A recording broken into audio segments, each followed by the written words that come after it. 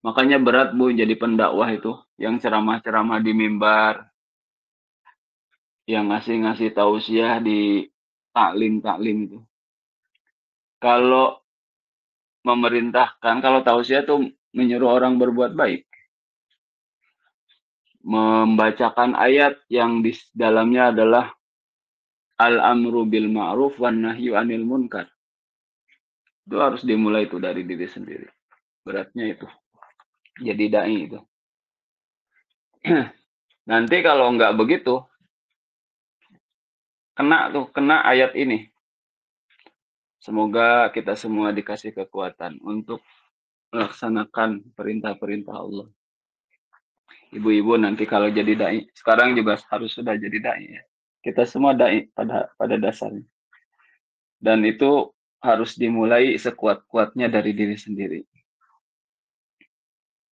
Kata Syekh Jalaluddin Rumi, beliau mengatakan begini, ketika saya bodoh, saya ingin merubah dunia. Ketika saya pintar, saya ingin merubah diri saya sendiri. Itu luar biasa itu perkataannya. Karena kita tidak bisa merubah orang lain, merubah apalagi dunia, kalau itu tidak bisa tidak dimulai dari diri sendiri.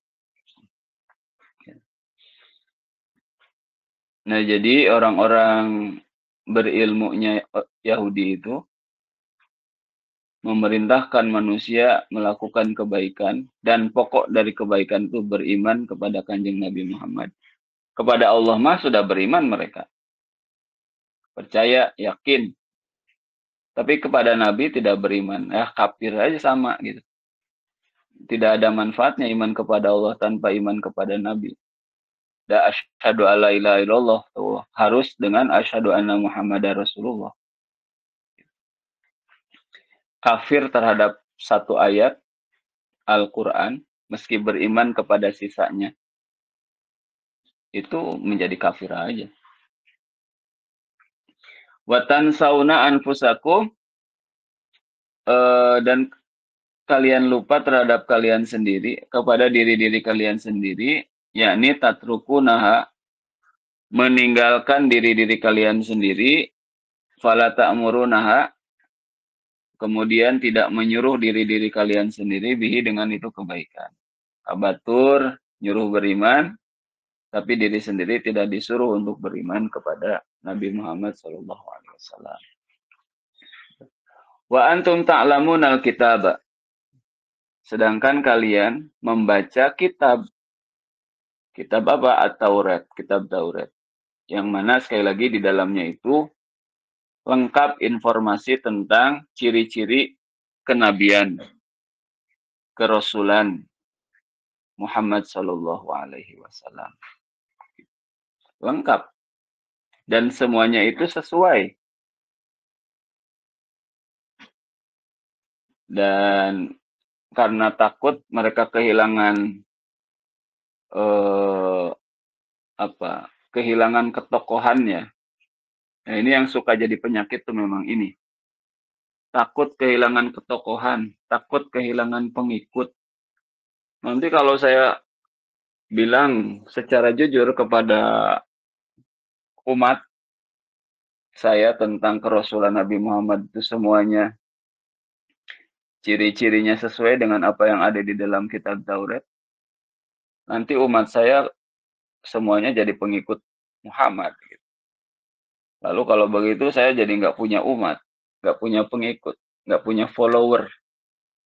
Itu yang membuat mereka itu nggak mau berterus terang atau menyembunyikan kebenaran yang ada di dalam kitab Taurat. Kemudian merubah seenak-enaknya apa yang ada dalam kitab Taurat itu untuk mengokohkan kepentingan-kepentingan mereka yang berasal dari hawa nafsu mereka. Nah, itulah yang terjadi pada kitab Taurat ataupun kitab Injil. Seluruh yang bertentangan dengan Al-Quran itu adalah di dalamnya, ya, yang bertentangan dengan Al-Quran di dalamnya. Kalau kita membaca Taurat ataupun Injil, itu pasti adalah perubahan yang dilakukan. Yang bertentangan itu pasti merupakan perubahan.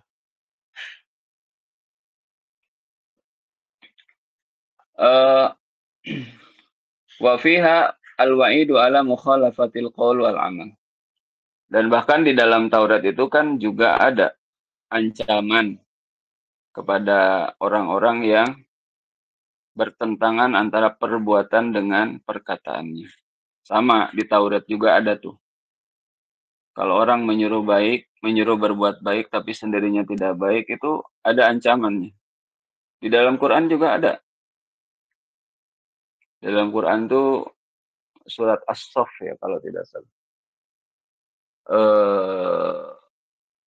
Ya termasuk dalam ayat ini ya, atamuruna bil birri wa tansawna anfusakum wa antum ta'lamun. Apa ya di surat As-Saff itu. Mengapa kamu mengatakan apa yang kamu tidak kerjakan? Antakulu nama la ta'lamun. Kabura maqtan indallahi antakulu ma la ta'lamun. Ta'malun. Ma la taf'alun. Kabura maqtan indallahi antakulu ma la taf'alun. Sangat besar kemurkaan Allah apabila kalian mengatakan sesuatu yang kalian sendiri tidak mengerjakannya. Kabura maqtan indallahi an taqulu ma la taf'alun. Dalam Al-Quran juga ada ancaman bagi orang-orang yang mengatakan atau menyuruh orang berbuat kebaikan, tapi diri sendiri tidak melakukannya.